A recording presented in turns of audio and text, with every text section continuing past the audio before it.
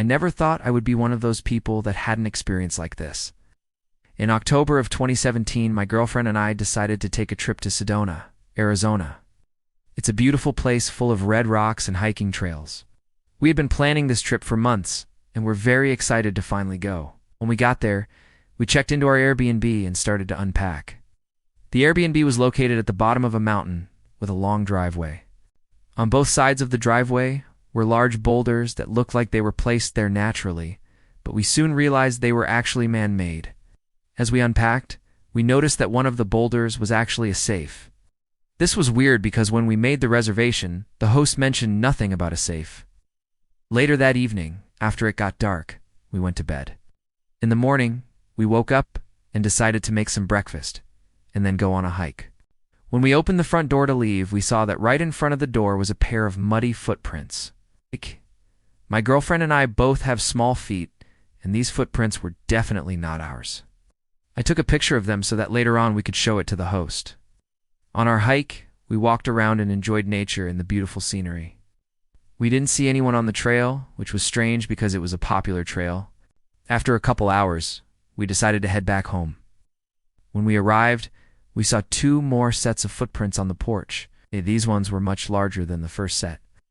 The host had also written us a note saying that she had a late cancellation and that she needed to come stay at the Airbnb.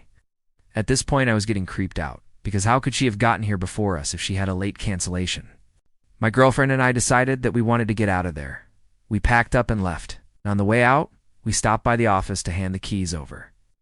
The host wasn't there, but her husband was. I told him about the footprints, and he said, "Oh yeah, those are bear prints." I said, "But the footprints are too small to be a bear." He just kind of laughed and walked away. When we got on the road, we decided to stop at a gas station to get some lunch. While we were getting our food, I checked my phone and I saw that I had received a text from the host.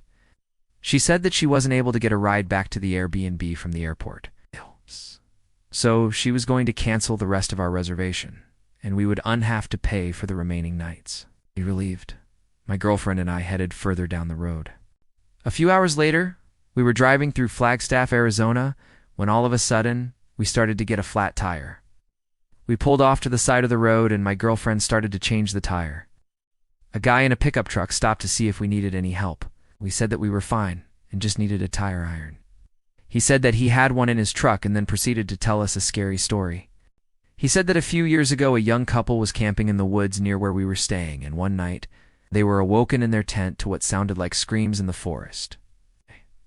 They unzipped the tent to see a tall, skinny, hairy man walking away from their camp.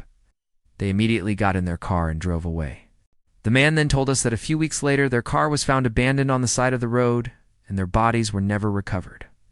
I thanked him for the story and told him that we didn't need any help anymore. We continued on our drive and finally arrived at our next hotel. We checked in and went to our room. Later that night, I couldn't sleep because I was watching videos on my laptop and my girlfriend was reading a book. Around 3 a.m., I heard what sounded like footsteps outside our door.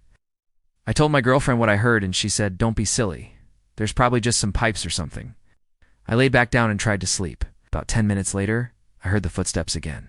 It sounded like someone walking back and forth. At this point, I was really scared. I don't remember what the layout of the hotel room was, but I distinctly remember the closet being directly across from the door and the only other entrance into the bathroom. I sat there frozen in fear as I listened to whatever was in the closet. Then I started to hear what sounded like a voice whispering my name. I will never forget the terror and the helplessness that I felt in that moment. I turned on the light and yelled for my girlfriend to call 911. I don't know why. I did this because I knew that no one was ever going to believe me. When I called 911, the operator asked me what was wrong and I stuttered and said that I needed the police to come over to my hotel room. When I said this, the voice in the closet stopped. I told the operator that I was hearing voices and footsteps and that I was scared. I don't remember what else I said. The operator must have sent the police because within a couple minutes the door to the room was being pounded on. The officer knocked several times and then opened the door and walked in. I was still yelling and the officer looked around the room and then asked me what was wrong. I pointed to the closet and said, "He's in there." The officer looked in the closet and said, "There's nothing in there." I insisted that there was someone in there and that I had seen him. The officer then asked my girlfriend what had happened and she told him everything. Still, he didn't find anything. He ended up staying in the room with us for about 30 minutes, but nothing else happened during that time. He eventually left and said that if anything else happened to call him back. The next morning after, of course, not sleeping at all, we checked out of the hotel and hit the road again. This is when things got weird. My girlfriend and I were driving in silence when all of a sudden, I heard what sounded like a knock on the car. I rolled down my window and we kept driving. Then I heard it again. It sounded like someone was knocking on the roof of the car. I told my girlfriend what I heard and she said that she didn't hear anything. Then I heard it a third time. Whatever it was, it sounded like it was hitting the very top of the car. My girlfriend and I both looked at each other scared. We both agreed that we needed to pull over. When we stopped, we looked around but didn't see anything. We decided to drive a little further down the road and then stop again. When we did, we noticed that there were a bunch of pine cones on the road and that S when it hit me. Whoever or whatever was in the closet of that hotel room had followed us. I don't even want to think about what was in that closet. All I know is that I am glad to be alive.